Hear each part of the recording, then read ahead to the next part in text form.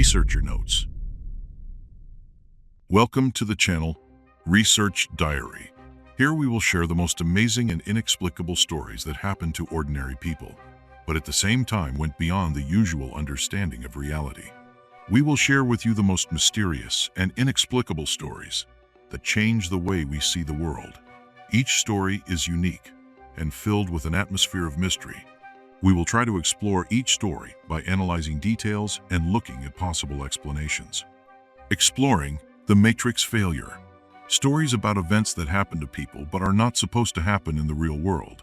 For example, when people see themselves in situations they have already experienced but with some changes.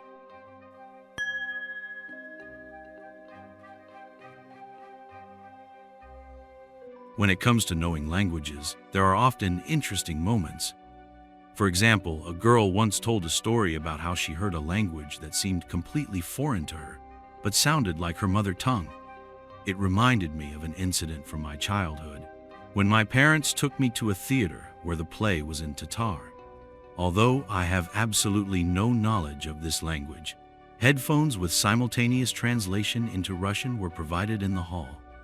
Being a child, I quickly got tired of what was happening on stage and started dozing off. The earpiece soon fell out of my ear, and I continued to sit there, half asleep, thinking that I wasn't missing anything because my mom was sitting next to me, watching the action through the earpiece. However, towards the end of the performance, I suddenly realized that the earpiece fell out almost at the very beginning of the performance, and yet I perfectly understood what was happening on stage, as if the actors were speaking Russian. This moment did not last long. As soon as the feeling of delight and amazement came over me, the understanding disappeared, and once again I was faced with a foreign and incomprehensible Tatar language. This experience reminded me of another unusual phenomenon that happened later, as an adult, when I practiced leaving the body, visiting astral worlds, or practicing yogic meditations. During such practices, I felt myself moving through some tunnel or channel, and whenever the thought that I would soon find myself in a new place or perhaps leave my physical body, strong emotions, fear or excitement, would arise. These feelings would immediately interrupt the process, and my consciousness would instantly return back to my body. But one day, something incredible happened. I left my body and found myself in a space reminiscent of descriptions of alien abductions. There, I suddenly discovered that I could understand any language, including the mysterious space language. Moreover, I felt that all the languages of the universe are just a funny game, a kind of cipher, and the true language is perfect and ideal. It exists beyond time and space, just as children encrypt their notes in their notebooks, creating their own secret codes. This discovery got me thinking about how much our reality is like a game. We are like children traveling through worlds, creating new languages and rules to diversify our journey. Then came the realization that all the books I had ever read were actually written by me for myself. This idea became especially clear when I became fascinated with the study of magic and attempted an experiment that seemed impossible: to leave a message for myself for the future to prove that life is eternal and rebirth real. The purpose of the experiment was to overcome the fear of death and the desire to share this discovery with others. To my surprise, it turned out to be much easier than expected. It turned out that I didn't have to wait for a new life or a special moment to find the answer. Everything was already created and existed around me. The realization came by itself, and I realized that every detail of our reality was created by ourselves for our own amusement and exploration. It also became clear why we fear death. Fear helps us stay attached to our physical body, preventing us from constantly transitioning into a state of death.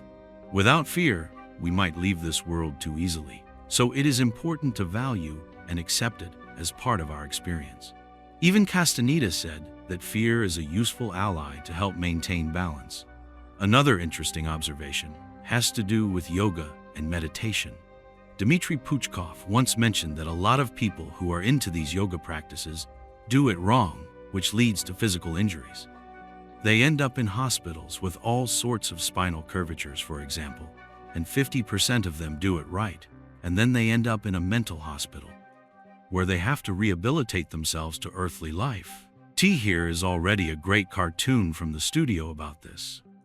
Timothy Leary also mentioned something similar, touching upon the theme of the cosmic language of the elves, which could not only be heard, but also seen. This language was indeed perceived not only by hearing, but also by sight, as if someone was trying to convey a message through thought forms, forming a sound mechanism out of gears. However, this process took place only when I felt a sense of gratitude, love, and good mood towards the actions, or rather towards the Creator himself.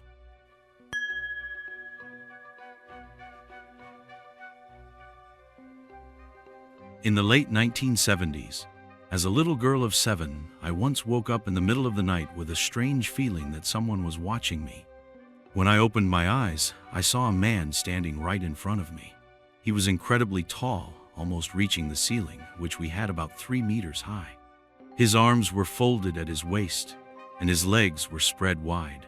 He was wearing a kimono with a black sash.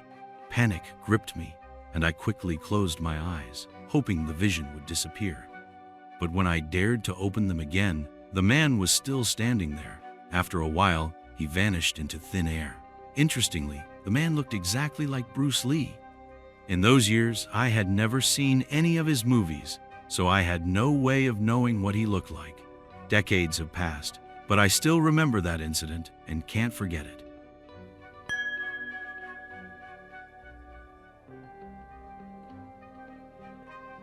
Doppelgangers are a phenomenon that is sometimes surprising and perplexing. I had a friend who was older than me. She was distinguished by her intelligence, beauty, and always tried to dress tastefully. Being a high school student, she attracted the attention of many guys, which both annoyed and flattered her. At some point, she thought she was superior to all the other girls in our small town, where there were several other schools besides our school. One day after class, she came home and told me the news.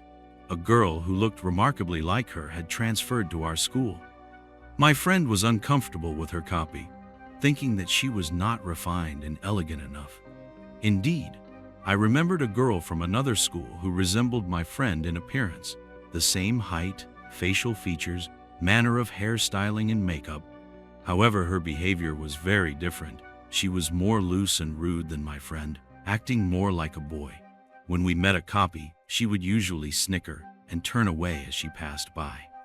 Later, this girl got married and, in the late stages of pregnancy, often dressed up, brightly colored, wanting to attract the attention of others. My friend moved to another city, and her life became a series of trials.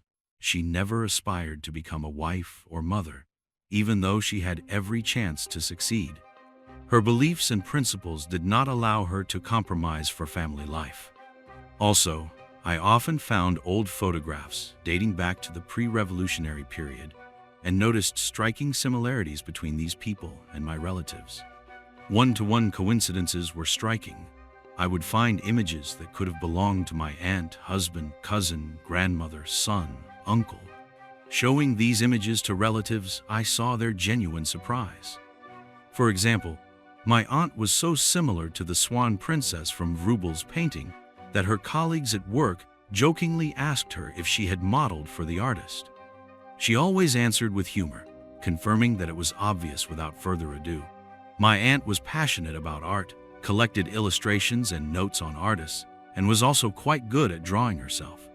I have read that doppelgangers can have a similar set of genes, as if they were extra clones created by nature to retain a certain look of the soul. However, there are also astral doppelgangers whose communication is considered dangerous. It is believed that meeting with such a double portends death to the one who noticed it. If a person starts talking to an astral double, it can lead to tragic consequences.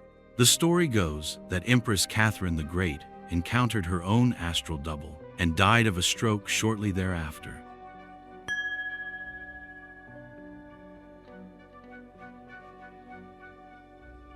The story of the slippers turned out to be quite funny. One day at the beach, my flip-flops broke, leaving my right foot without shoes. They were not ordinary slippers, but ones that I had carefully chosen before going to the sea. They were beautiful and perfect for a vacation. In spite of the small unpleasantness, my mood was still good, so I suggested to my friends to look for a replacement among those things that could be accidentally left on the beach. To be honest, the idea of finding matching slippers on the beach seemed a bit absurd, since hardly anyone loses shoes where they are usually worn, but we decided to give it a try anyway. To my surprise, I actually found a matching slate. It turned out to be exactly the same as my old one, even the same model and the same color.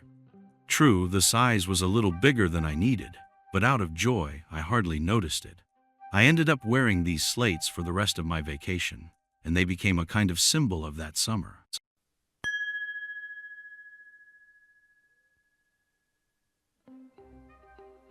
Thinking about the transience of time, I suddenly felt transported back a few decades, just walking down a familiar street.